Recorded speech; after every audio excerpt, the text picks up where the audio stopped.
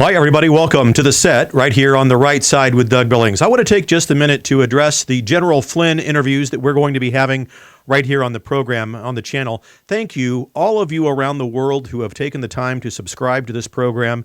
It's a blessing and an honor truly to have you, and I just love reading your messages from the United States and countries all around the world. It's a comforting thought and a really good feeling to know that there are patriots around this world supporting the show here, but more importantly, supporting the conservative movement in the world, the conservative patriot movement in the world. And General Mike Flynn and I met the other day and had our first interview. It was the first of what will be a monthly interview and discussion between the two of us.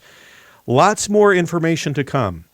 Some of the information that the general shared in that first interview disheartened some of you, and it quite frankly depressed some of you based on the comments that I've read in the comment section. Now, let me just say something about patriotism, determined patriotism, and determined prayer. You'll find that on this channel, I give a platform for people to come on that will be non-censored. Now, I'm not going to censor them, and we hope that YouTube, the good people at YouTube, won't censor us.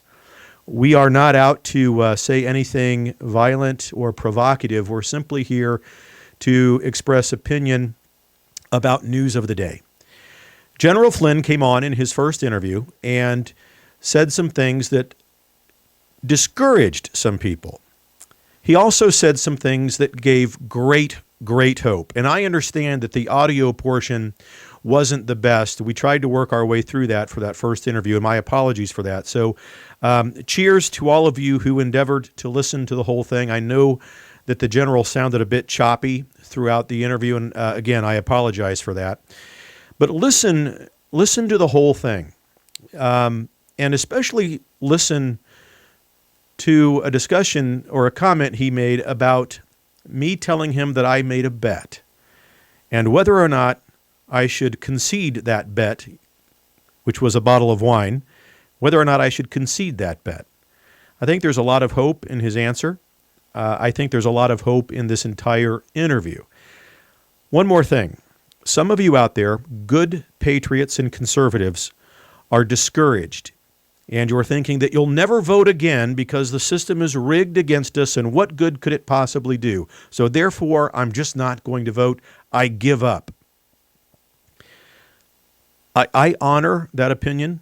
However, I want to change your mind about that opinion, because I think that when you think about it as good, intellectually mature people, and that's what our audience is, it's filled with intellectually mature people.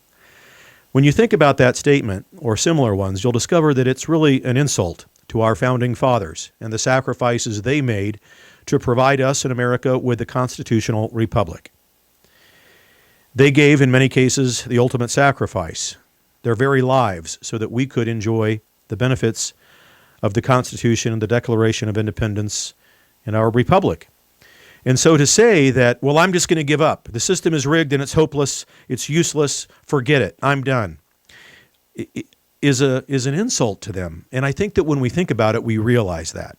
So we forgive those statements, but we also remind ourselves that we are not the side of snowflakes. We are not the commu-socialists. Our parents didn't give us participation trophies. Our parents taught us how to handle adversity, how to meet challenges and tragedies in life, to see the good in everything, to see the blessings that are waiting to be born, even in the dark moments. And yes, we are in a dark moment, in my opinion, in this country. We will survive, however, because we have each other's back in determined prayer. And determined patriotism, remember, determined patriotism is the hard work of it all. I mean, could you imagine George Washington looking in the face of all of the adversity that he endured and say, well, that's it. I'm done. I'm going back to Mount Vernon, everybody. Call me if you need me, but don't let that be too soon. You see, we need to face the adversity that the founders faced, and we need to cling to the adversity in order to beat the adversity. We will not ignore it. We will not pay it no mind, and we will hold Republicans accountable. Those people who endeavor to win conservative places of elected office, we're going to hold them accountable. The Ben Sasses of the world, the Mitt Romneys of the world, the Mitch McConnells of the world, their time in elected office must be coming to an end soon, and that's dependent on us. We can't have their kind. Their brand of conservatism is not our brand. It's not true conservatism.